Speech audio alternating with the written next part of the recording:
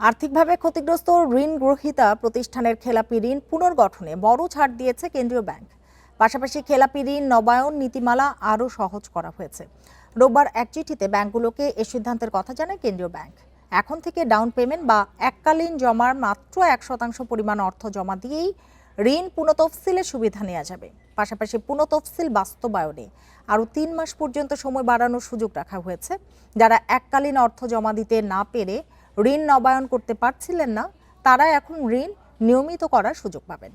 চিঠিতে বলা হয়েছে, সুদ মওকুফ সংক্রান্ত কোনো বিষয়ে সংশ্লিষ্ট ব্যাংকের পরিচালনা পর্ষদ বিদ্যমান নীতিমালার আওতায় ব্যাংকার গ্রাহক সম্পর্কের ভিত্তিতে সিদ্ধান্ত নিতে পারবে।